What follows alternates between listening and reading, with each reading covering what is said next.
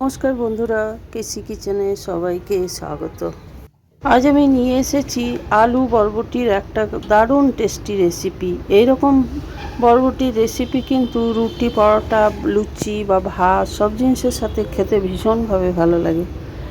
চলো দেখিনি আমি কিভাবে বানাচ্ছি। দেখো, আমি মোটামুটি অনেকটাই আমি বরবটি নিয়েছি, সেগুলো একটু লম্বা করে কেটেছি। আলু একটা নিয়েছি, ডুমো করে কেটে নিয়েছি। টমেটো একটা কেটে নিয়েছি।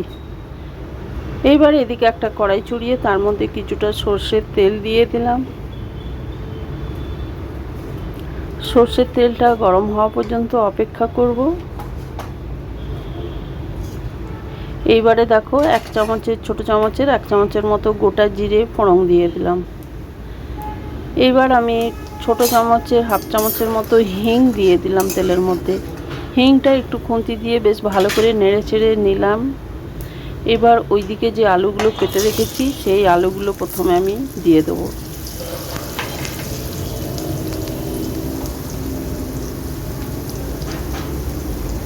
আর এইরকম বরবটির রেসিপি কিন্তু খেতে ভীষণ ভালো লাগে। এরপরে দেখো, আমি নুন পরিমাণ মতো দিয়ে দিলাম। কতটা আমার বরবটি আছে বা আলু আছে সেই আন্দাজ করে নুনটা দিলাম। নুনটা দিয়ে দেওয়ার পর আলুটা একটুখানি ভালো করে ভেজে নিচ্ছি।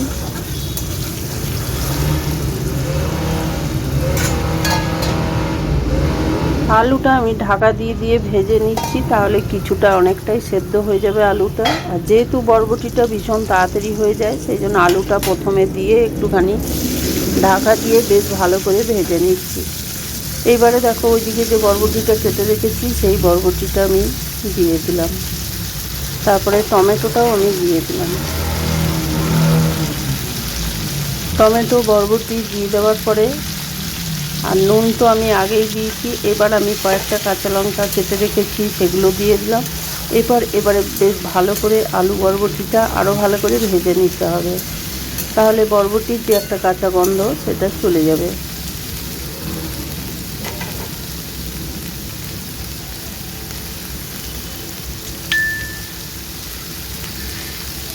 তোমরা তো বরবটি অনেকে অনেক রকমভাবে বানিয়ে খাও, এইভাবে একদিন বানিয়ে দেখো, দারুণ লাগে খেতে।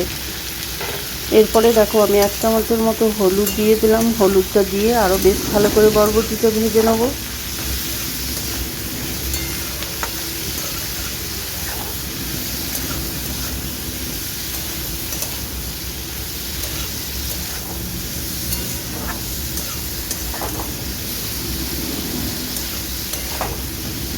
এটা একটু সময় নিয়ে কিন্তু পুরো আলু বরবটিটাকে ভেজে নিতে হবে।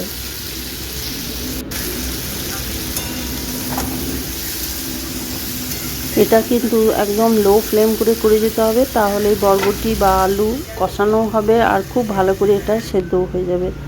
এবার এদিকে আমি লো ফ্লেম করে ঢাকা দিয়ে রেখে দিলাম। এদিকে একটা মশলা করে নিচ্ছি। 1 চামচের মতো দারচিনি, 1 ইঞ্চির মতো দারচিনি দিলাম, 1 চামচ মৌরি, আদা দিলাম 1 ইঞ্চির মতো, একটা শুকনো লঙ্কা, আর কিছুটা আমি নারকেল দিয়ে দিলাম। এই মশলা দিয়ে তোমরা যদি এইরকম তরকারি বরবটির করো তো খেতে ভীষণভাবে ভালো লাগে। এবারে দেখো, এটার মধ্যে কোনো রকম জল না দিয়েই আমি এটাকে পেস্ট করে রেখেছি। দেখো, পেস্টটা একদম মাহিন পেস্ট হবে না, একটু বেশ দরদরা মতো পেস্ট করা হবে, তাহলেই কিন্তু তরকারিটা বরবটির খেতে ভীষণভাবে ভালো লাগবে। এবারে দেখো, এইদিকে ফিরে এসে আমি আরেকবার নাড়ি চাড়িয়ে দিলাম বরবটিটা।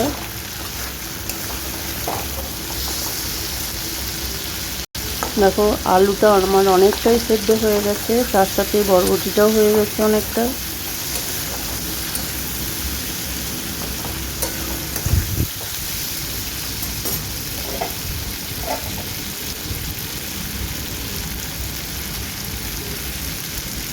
এবারে ওই যে মশলাটা আমি করে রেখেছি সেই মশলাটা আমি দিয়ে দিলাম। মৌরি, আদা, দারচিনি, লঙ্কা, একটা শুকনো লঙ্কা, তার সাথে নারকেল দিয়েছি।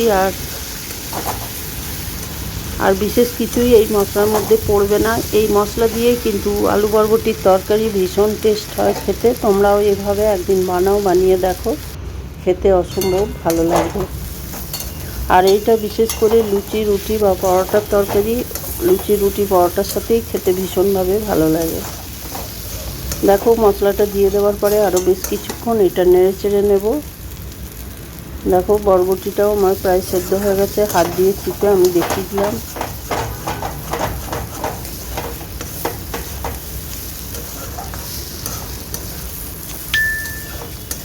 আর এইটা ভীষণ সহজে হয়ে যায়। সকালে যদি তোমরা বাচ্চাদের টিফিন বা অফিসের টিফিনে বানিয়ে দাও তো খেতে অসম্ভব ভালো লাগে আর ভীষণ তাড়াতাড়ি হয়ে যায়। এরপরে দেখো ভাজা আমার হয়ে গেছে আলু বরবটিটা। এবার আমি কিছুটা ওপর থেকে ধনেপাতা ছড়িয়ে দিলাম। ধনেপাতাটা ছড়িয়ে দেওয়ার পরে আরও বেশ কিছুক্ষণ নাড়াচাড়া করে নেব। আমার রেসিপি যদি তোমাদের ভালো লেগে থাকে তো লাইক শেয়ার ও কমেন্ট অতি অবশ্যই করে দিও। নতুন বন্ধুদের সাবস্ক্রাইব করার অনুরোধ রইল। দেখো সমস্ত তরকারিটা আমার হয়ে গেছে, বরবটি আলু সব সেদ্ধ হয়ে গেছে। আর দেখো আমি খুন্তিতে করে তুলে দেখিয়ে দিচ্ছি, একদম খুব সুন্দর পারফেক্ট হয়েছে। আর খেতেও এরকমভাবে দুর্দান্ত লাগে। তোমরাও একদিন এইভাবে বানাও, দেখো খুব সহজে হয়ে যাবে। এবার আমি গ্যাসটা বন্ধ করে দিলাম।